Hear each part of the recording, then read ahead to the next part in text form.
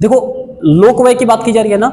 लोक व्यय का सरल शब्दों में क्या अर्थ है कि जब भी किसी भी देश की सरकार अपने देश के लोगों के लिए, ठीक है, सुविधाएं और वस्तुओं का उत्पादन करती है, जो कि जिसका मुख्य उद्देश्य क्या होता है कि देश की जनता के लिए क्या करना है, कल्याण करना है।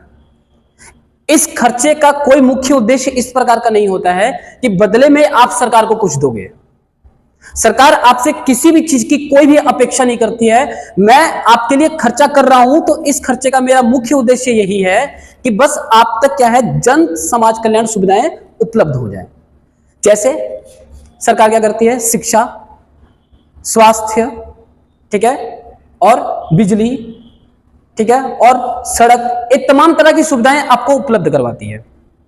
ठीक है, कोई व्यक्ति टैक्स दे रहा है या नहीं दे रहा है उससे कोई मतलब नहीं है। जिस टोल टैक्स पे एक स्तर के व्यक्ति के लिए टोल टैक्स देना आवश्यक है, वहीं पे दूसरे स्तर के, कम निम्न स्तर के व्यक्ति को, जब वो साइकिल से चल रहा है तो उसको किसी भी प्रकार का उस सड़क के लिए टोल टैक्स देना अनिवार्य नहीं है। ठीक है, ये हम लोग सरल शब्दों में बात कर रहे थे। अगर हम लोग साफ सी बात करें तो क्या था, क्या लिखवाया गया है?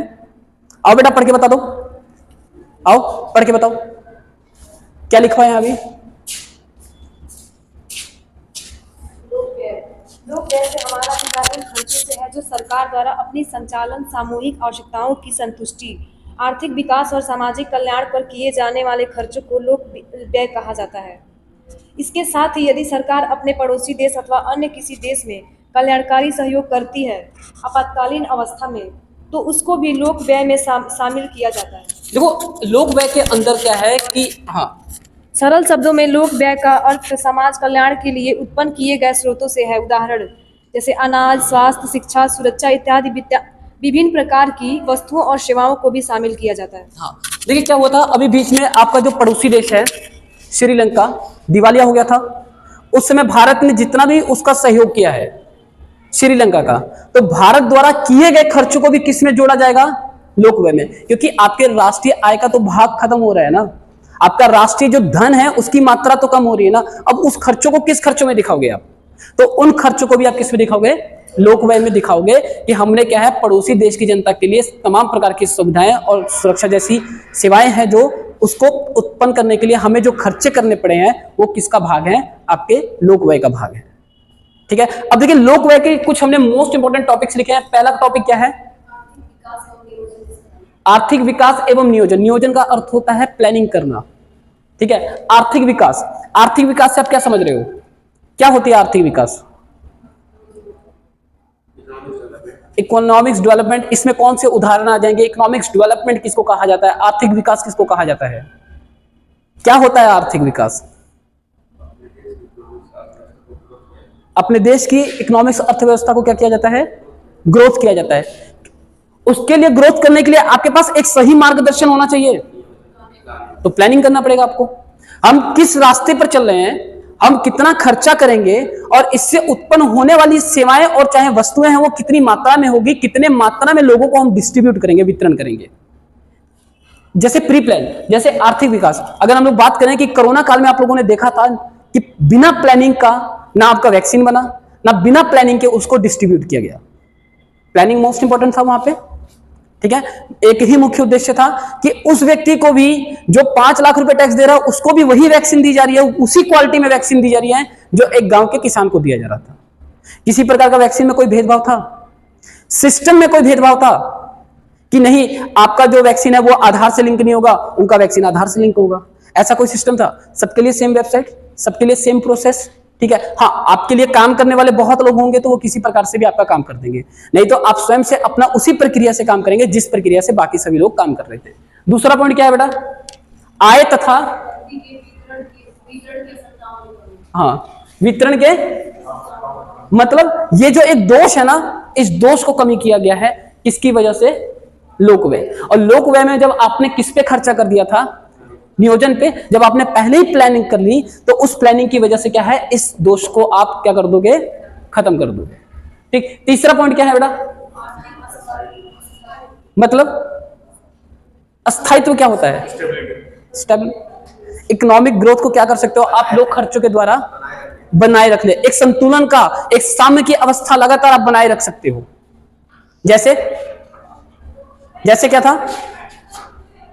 अनाज वितरण। अनाज वितरण में क्या है, सभी लोगों में 5 किलो के हिसाब से, यूनिट के हिसाब से आप स्थायित्व बनाए रख रहे हो ना, तब तक बनाओगे जब तक वो सोर्स आपके पास उपलब्ध है। मिट्टी का तेल खत्म हो गया, उसका उत्पादन का लेवल कम हो गया, तो मिट्टी के तेल का सोर्स भी लगभग, वितरण भी खत्म कर दिया। ऐसा नहीं है कि मार्केट में मिट्टी का तेल नहीं मिलता है, केरोसिन मिलती है, अभी भी मिलती है, परंतु जब उसकी शॉर्टेज हो गई है तो लोगों में वितरण उसका खत्म कर दिया, उसकी जगह नई नई चीजों को ऐड कर दिया गया है। जैसे पहले तेल खाना बनाने के काम आता था, आज भी जो रिफाइन मिल रहा है वो भी खाना बनाने के काम आ रहे हैं। अब उस तेल की जगह क्या है, नया तेल आ चुका है, पहले जलाने के काम आता था, अब बनाने के काम आ रहा है। रिफाइन मिल रहा है लोगों को, नमक मिल रहा है, चना मिल रहा है, तमाम तरह के ऐसी क्या है आपके सामने वो प्रोडक्ट रख रहे हैं, ऐसी वस्तुएं रख रहे हैं जिससे क्या है जन समाज कल्याण होगा। पर क्या उसमें किसी प्रकार का भेदभाव होगा? नहीं। आपको पता है ना कि 2 तरह के कार्ड चलते हैं भारत में, एक नीला कार्ड, एक लाल कार्ड, है ना।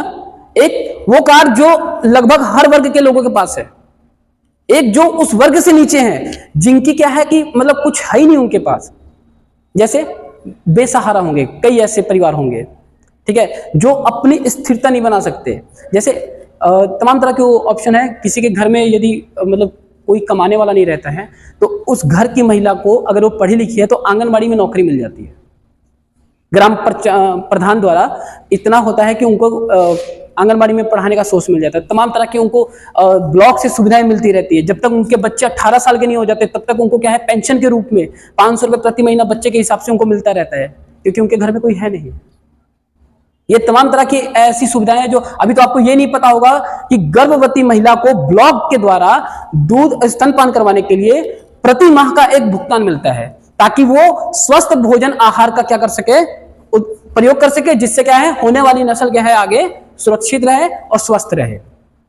लोगों को पता ही नहीं है, जागरूकता ही नहीं है। ठीक है, चलिए अगला पॉइंट की अगर हम लोग बात करें, क्या है अविकसित एवं, जब हम लोक व्यय कहां पे करेंगे, एक स्टेटस के हिसाब से करेंगे जहां पे पहले ही बहुत सारी सुविधाएं हैं, वहां पे सुविधा, मान लीजिए एक सिंपल सा एग्जांपल देता हूं, एक शहर होता है, शहर का निर्माण जब होता है तो वहां पे तमाम तरह के खर्चे किए जाते हैं, पाइपलाइंस लगाई जाती हैं, बिजली के खंभे लगाए जाते हैं। अब एक बार जो खंभे वहां पे लग गए तो उनके मेंटेनेंस में आप खर्चा करोगे ना, अब तो नए खंभे वहां पे लगाएंगे जहां पे उपलब्धि नहीं है। ठीक है, तो इसका लोक व्यय का एक सबसे बड़ा मुख्य उद्देश्य होता है कि एक बार जहां पे विकास कर दिया वहां पे आप उसके मेंटेनेंस कीजिए, और जहां पे विकास नहीं है वहां पे आप नए प्रकार के विकास उपलब्ध कीजिए। हाँ, इसमें चेंजेस कहां पे आता है, जैसे जैसे टाइम निकलता है तो टेक्नोलॉजी चेंज होती जाती है। हो सकता है जो वहां पे पहले खंबे लगे हो काफी भारी लगे हो, काफी महंगे लगे हो, अब नई जगह पे जो खंबे लगेंगे वो टेक्नोलॉजी के हिसाब से लगेंगे, हल्के भी होंगे, सस्ते भी होंगे, टेक्नोलॉजी यूज होगी। हाँ, अंडरग्राउंड भी हो सकता है, और वहां पे क्या है सोलर का यूज ज्यादा किया जा सकता है, जिससे बिजली की कंजम्पशन को घटाया जा सके। ठीक है, और सोलर का ज्यादा यूज किया जा सके। इसके अलावा आखिरी पॉइंट क्या है, सामाजिक सुधार में क्या है, सुरक्षा आवश्यक है आपके लिए, शिक्षा आवश्यक है आपके लिए, नियम कानून आवश्यक है आपके लिए। ठीक है, आप रेलवे स्टेशन पे अगर किसी टीटी ने आपको थूकते हुए देख लिया, कुछ गंदा करते हुए देख लिया, आप पे तुरंत 500 का फाइन ठोक देगा, आपसे पूछेगा नहीं। उसके पास क्या होना चाहिए, प्रमाण होना चाहिए। सामाजिक सुधार में पहले क्या था, लोग ट्रैफिक नियमों का पालन नहीं करते थे, अब जगह जगह पे कैमरे लगे हुए हैं। अब थोड़ा सा लिमिट करके देखो क्रॉस, तुरंत फोटो का मैसेज उनके पास जाएगा और वहां से चालान का मैसेज आपके फोन पे आ जाएगा। पहले होता था ना, रुकते थे, रुकवाते थे, आप साइन करो, आप चालान एक्सेप्ट करो, अब वो झंझट खत्म हो गया ना। मानसिक रूप से उनका तनाव खत्म कर दिया गया कि आप फोटो खींचो भेज दो, आप फोटो खींचो भेज दो, चालान का मैसेज उन तक आ जाएगा। अच्छा देखिए, सामाजिक सुधार में क्या है, अब 31 मार्च आ रहा है, क्लोजिंग डेट आ रहा है, तो यहाँ पे क्या होगा कि सरकार अब विभिन्न प्रकार के ऐड करवाएगी। बिजली विभाग अलग करवाएगा, भाई जिसका भुगतान है वो बिना ब्याज का क्या कर दो, आपका बिजली का माफ हो रहा है, 100% माफ हो रहा है। लोग सोचते हैं फ्री हो रहा है, फ्री नहीं होता है। आपके जो बिजली के ऊपर जो अलग से लगान लगा होता है, जो कर लगा होता है, उसको वो माफ करती है। लेट फीस लगा होता है उसको वो 100% माफ करती है, आपके एक्चुअल बिल को माफ नहीं करते। जितना आपने यूज किया था उतना तो पैसा आपको देना ही पड़ेगा। इनकम टैक्स वाले अब विभिन्न प्रकार के आपको नए नए एड्स टीवी पे दिखाई देंगे, मोबाइल पे एड दिखाई देंगे कि अपना टैक्स जल्दी भरिए, ठीक है, रिलीफ पाइए, उस पर छूट पाइए, तमाम तरह के। तो ये जो सामाजिक सुधार, ये सभी कार्यों पे जो खर्च हो रहे हैं, किसके लिए हो रहे हैं, लोक व्यय द्वारा हो रहे हैं। किसके लिए कर रहे हैं, देश की जनता के लिए, ताकि नई नई सुविधाएं उपलब्ध करवाई जाए। अब इसके बाद जो हमारा चैप्टर है वो चैप्टर का नाम है लोक व्यय। ये था पब्लिक एक्सपेंडिचर किसे कहते हैं, जहां पे क्या है देश के लोगों के लिए तमाम तरह की सुविधाएं उपलब्ध करवाने के लिए खर्च किए जाते हैं, उसको क्या कहा जाता है, लोक व्यय कहा जाता है। अब जो अगला चैप्टर आ रहा है, चैप्टर नंबर 7 जो हमारा आ रहा है, लोक व्यय के प्रभाव। अब इसका प्रभाव क्या होगा, जब लोगों के लिए खर्चा किया जाएगा तो प्रभाव क्या होगा, उसका क्या पड़ेगा बेटा, एक तो प्रत्यक्ष प्रभाव पड़ेगा, एक अप्रत्यक्ष पड़ेगा। प्रत्यक्ष जो आपको सामने से दिखाई दे रहा हो, ठीक है, हवलदारों की नियुक्ति ज्यादा कर दी जाएगी, ठीक है, ट्रैफिक नियमों में हवलदार, मान लीजिए जगह जगह पे आपके लिए ट्रैफिक नियम वाले हवलदार मौजूद होंगे, तो उसका क्या प्रभाव दिखाई देगा, प्रत्यक्ष रूप से नियमों का उल्लंघन होना कम हो जाएगा, एक्सीडेंट्स कम हो जाएंगे और फाइन में वृद्धि हो जाएगी। हाँ, होगी कि नहीं होगी। अभी मान लीजिए कोई भी मान लीजिए आता है ट्रैफिक कमिश्नर आता है, यहाँ पे कहते हैं चलो ठीक है 4 तैनात करो, यहाँ पे जितने भी अंडर 18 के चला रहे हैं सबकी बाइक सीज करो। अंडर 18 के पास बाइक है ही क्यों, तो क्या उसका प्रत्यक्ष रूप से क्या प्रभाव दिखाई देगा सोशल मीडिया के द्वारा, कि जिनके घर में अंडर 18 के बच्चे बाइक चला रहे होंगे उनके घर वाले उनको चाबी देंगे, नहीं देंगे। एक मूवी बहुत अच्छा है ना, भरत नाम की, साउथ इंडिया की मूवी है भरत, सीएम भरत, उसमें उसने फाइन 2 गुना 3 गुना 4 गुना कर दिया। रॉन्ग वे में आप जा रहे हो 10,000 का फाइन दो, रॉन्ग वे का लोगों ने यूज करना छोड़ दिया। जो फुटपाथ पे जेब्रा क्रॉसिंग पे जो चला रहे थे बाइक्स वगैरह, वो उन्होंने चलाना बंद कर दिया, अंडर 18 ने बंद कर दिया, ट्रिपलिंग करना बंद कर दिया। लोग देखिए, जब तक डर नहीं होगा ना, माहौल नहीं होगा, डर आपको समझ नहीं आएगा, तब तक आप नियमों का पालन नहीं करेंगे, ठीक है। तो इसके बारे में हम लोग पढ़ेंगे। और इसके बाद जो अगला चैप्टर आपका 8वां है कि लोग आगम के स्रोत। लोग व्यय तो आप बता दिए कि देश के जनता के लिए क्या करो, आप तमाम तरह के खर्चे करो, ठीक है, पर ये तो बताइए कि लोग व्यय के लिए पहले लोक आगम का होना आवश्यक है। आगम मतलब आय। जब तक आपके पास आय नहीं रहेगी तब तक आप खर्च कैसे कर लोगे। आपको सबसे पहले किसकी आवश्यकता है, आय की। तो आय के स्रोत बताने हैं। आय के स्रोत कौन से हो सकते हैं, करारोपण, लगान, चुंगी, हांडी, तमाम तरह की ऐसी व्यवस्थाएं जहां से लोगों द्वारा उनकी इच्छा अनुसार पैसा लिया जाता है, उनकी इच्छा अनुसार। जैसे यहां पे टोल टैक्स बना हुआ है, क्या आसपास के गांव को कहते हैं कि आप डेली टोल टैक्स दो हमको।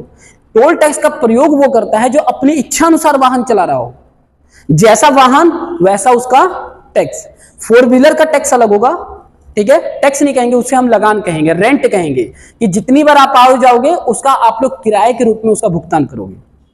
किसमें भुगतान करोगे, किराए के रूप में आप उसका भुगतान करोगे।